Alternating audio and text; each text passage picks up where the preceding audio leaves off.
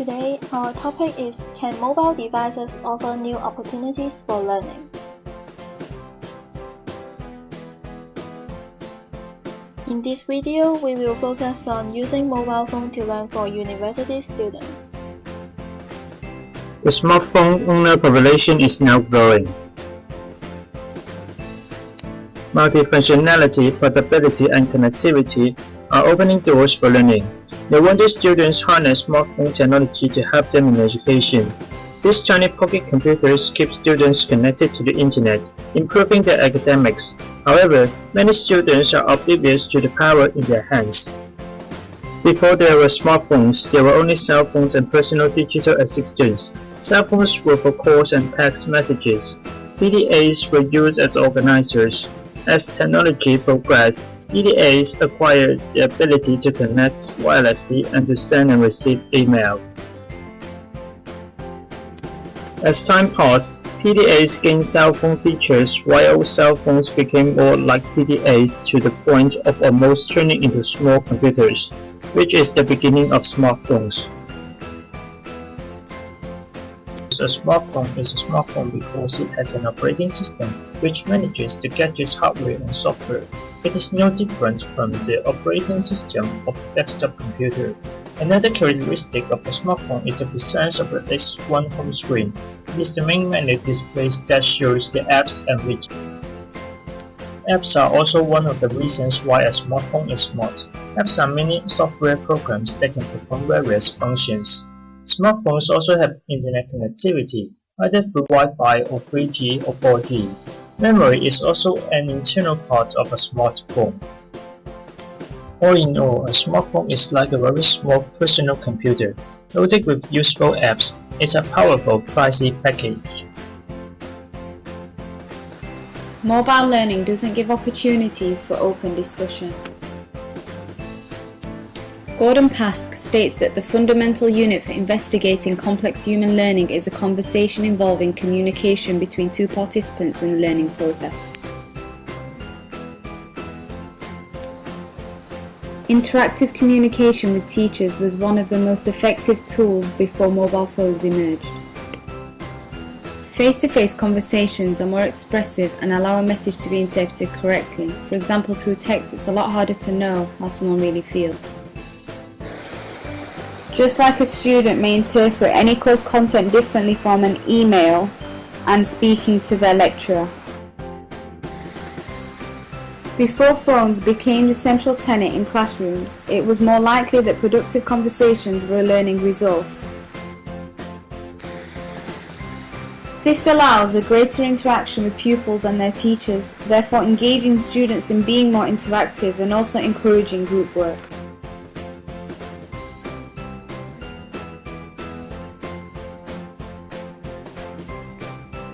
Anisa is a mobile assistant for teachers that gives schools and parents access to solutions such as quizzing platforms, performance dashboards, and tips for helping their students. Through SMS or the web, students can receive educational content, browse through Wikipedia, and ask teachers questions. The platform can improve students' engagement and increases their score. UStep Mobile is a mobile course creation tool developed in Afghanistan. The open source toolkit has already been used by policewomen in Afghanistan to develop literacy courses in local languages. Smartphones or featured phones can be used to access the content developed by instructors on computers. Mobiles can be used to get real-time feedback from learners' devices using one tool app. Teachers get an instant dashboard of the students' understanding of the topic covered, using this to increase classroom interaction, group collaboration, and peer learning as a springboard for reflection and discussion. What types of educational apps do students use, and are they beneficial? The first app I shall look at is called iSheffield.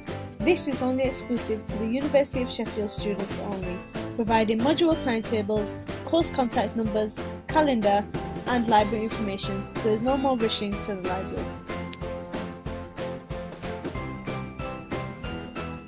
The Google Translation app supports 90 languages, which is highly beneficial for international students, so that's translation right at your fingertips.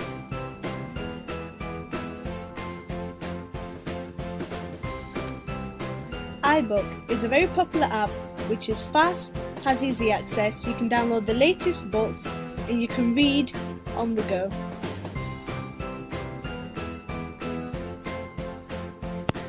TED is an organisation that provides talks that can benefit university students with learning through their application.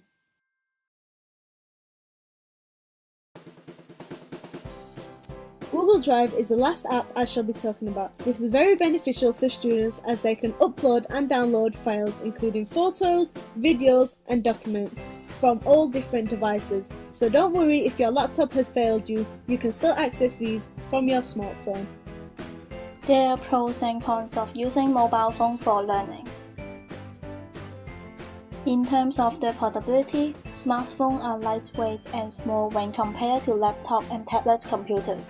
They can easily be carried by anyone, anytime, and anywhere. Using smartphone to learn is now convenient and flexible because of the smartphone's portability. In terms of the connections, smartphones also have Bluetooth and Internet connectivity. Most of the universities provide free Wi-Fi connection to their students. Internet connectivity enhances student performance because students have easy and fast access to information, which makes smartphones a supportive tool. For the participation of students, a lot of people find smartphones delightful because it is easy to control, which encourages their participation. Moreover, students have different ways of learning. With hundreds of educational apps available in the apps library, students can personalize their smartphone and will be encouraged to study. Some researchers argue that mobile phones cannot provide new opportunities for learning. In terms of the habits of people of using mobile phone to learn, although people can learn on everywhere such as on planes, trains, bus, and so on, using mobile phone to learn happens when people are away from their office or classroom. However, any learning needs effort and brain work. How many of them want to study or learn rather than relax on bus or in car on the way home after a long day of work or study? On the way back home from school or office, most people prefer to listen to music, play games, and watch news. When they get home, if they want to learn, smartphones are not likely to be their main choice.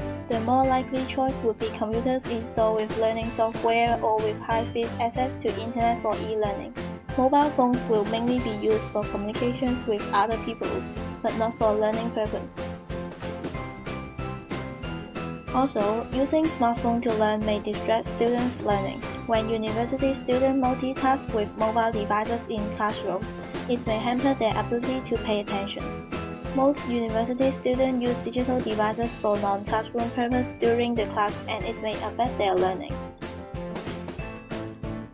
According to McCoy 2013, university students on an average check their phones 11 times a day while in class.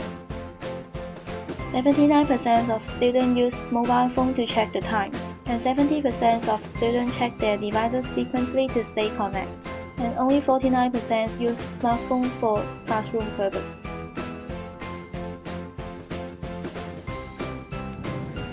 Overall, mobile devices are an effective form of learning for students as they provide new and developing opportunities.